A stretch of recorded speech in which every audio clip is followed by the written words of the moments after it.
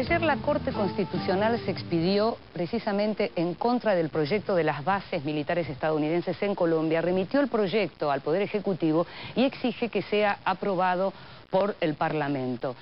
Nuestro equipo de Visión 7 Internacional, cuando estuvo en Colombia y entrevistó al padre Jesús Giraldo, también conversó sobre las bases militares. Buscaron la modalidad para legitimarla de ser más bien no unas bases norteamericanas estrictamente, sino de permitir la presencia de militares norteamericanos en 7 bases colombianas. Pero de hecho, ellos son los que dominan esas bases. Se justifica esta presencia militar norteamericana aquí para combatir o neutralizar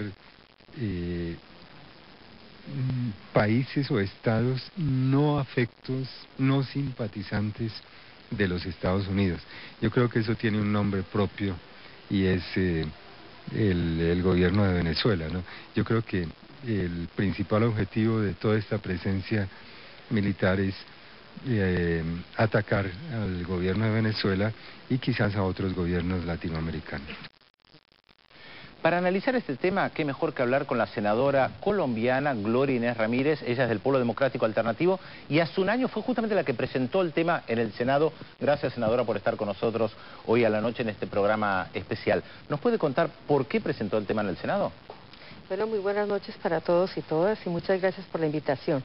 Hay que decir que cuando en Colombia se presentó la extensión de un convenio para entregar en la administración 7 bases del Estado colombiano a la administración de los Estados Unidos, acompañada además de una cláusula de inmunidad diplomática para todos los norteamericanos, tanto civiles como unidades militares que llegasen al país, a nosotros como Polo Democrático Alternativo y a mí en particularmente vimos que esto era un problema de la soberanía nacional en primera instancia. Pero lo segundo era altamente inconstitucional, porque no puede ser que nos estuviesen aplicando el apoyo bajo una ley del año 1957, luego reformado en el año 1962, frente a un convenio comercial con los Estados Unidos.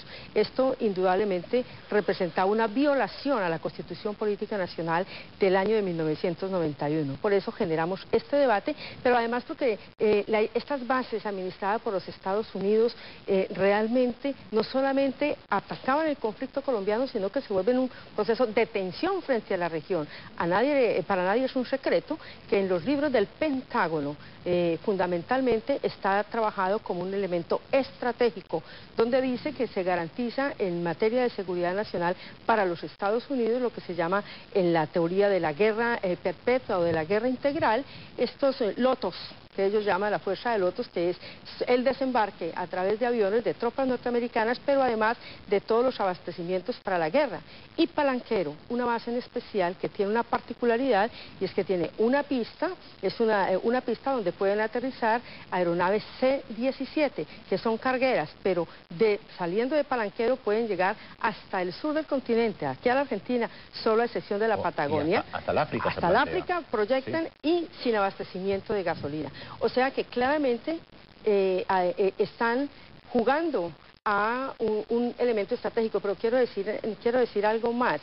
Desde estas bases se pueden tomar las mayores fotografías continentales de cuatro continentes. O sea que realmente aquí hay un juego de elementos de seguridad democrática de los Estados Unidos bajo la base de controlar el terrorismo y el narcotráfico para intervenir en los procesos de los gobiernos progresistas de América Latina. Eso nos llevó a hacer este debate, a cuestionar duramente a los generales de Colombia, al presidente de la República de aquel entonces y desde luego, ¿por qué no pasaba por el Congreso de la República, que es el que tiene como función para trabajar estos tratados, sobre todo en lo que tiene que ver el tránsito de tropas, porque nuestra Constitución prohíbe rotundamente el tránsito de tropas o la permanencia de tropas ajenas a nuestro país. Senadora, estuvimos viendo hasta este momento de la entrevista con usted lo que tiene que ver con los abusos a los derechos humanos en Colombia.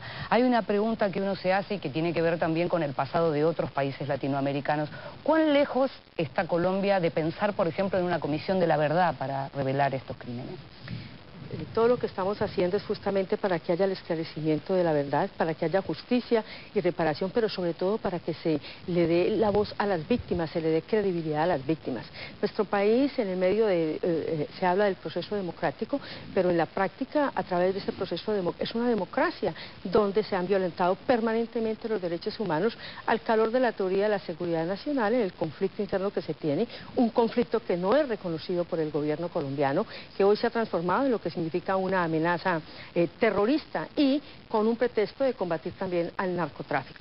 Esto ha hecho que haya una violación permanente, sobre todo en aquellas regiones donde están las comunidades, en sitios que han sido estigmatizados como guerrilleros. Allí, por ejemplo, no se aplica el principio del derecho internacional humanitario, no se aplica el principio de distinción entre combatientes y no combatientes, y esto ha generado que sean los pobladores, los civiles, los que paguen el efecto de la satanización y la estigmatización que se ha venido haciendo de ellos. Entonces se les ubica como auxiliadores de la guerrilla, se les reprimen su movilidad, hay bloqueos alimentarios, hay detenciones masivas. Yo quiero, por ejemplo, decirles que en esta audiencia pública que hicimos en La Macarena, escuchamos 58 testimonios en torno a este tipo de violaciones, pero además 11 casos que se hicieron públicos y el resto se hizo en privado. ¿Hay mucho temor a la denuncia? La gente tiene miedo de lo que le pueda ocurrir después de que sale a denunciar. Entonces, hay que decirlo que esto es aterrador y que lo que estamos buscando no es como nos ha tildado el gobierno que queramos denostar de las Fuerzas Armadas colombianas.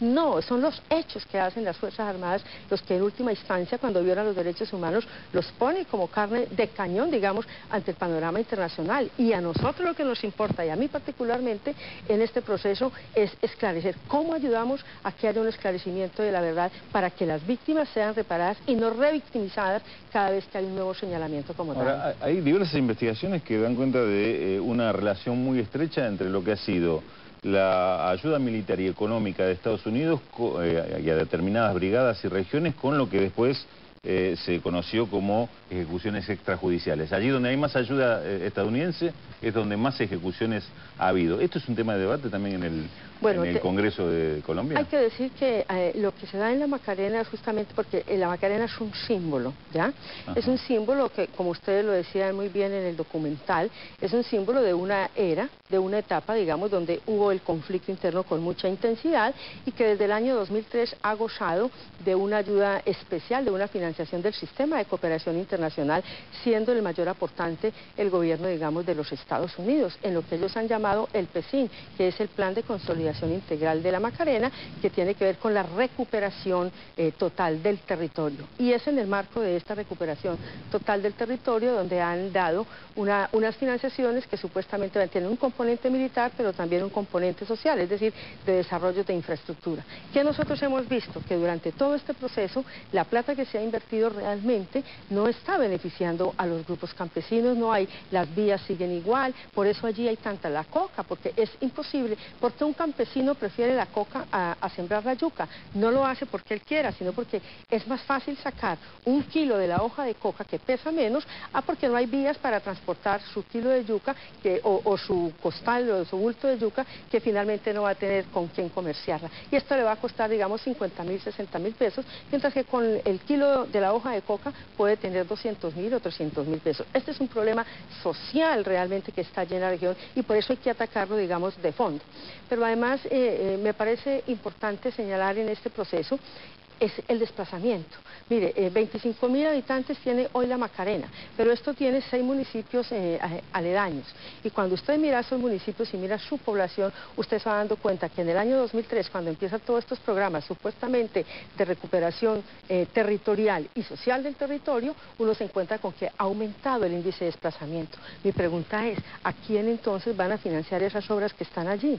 Y la respuesta que me doy después de haber estado in situ conociendo la situación es a las multinacionales. Aquí hay 17 multinacionales que están detrás de la riqueza minera que tiene la Macarena. Allí, por ejemplo, hay coltan, que es el nuevo mineral que hoy está siendo muy preciado, pero además para los teléfonos celulares, pero además hay que decir de que hay otros intereses claramente puestos y lo que uno dice, no es justo que la gente pague.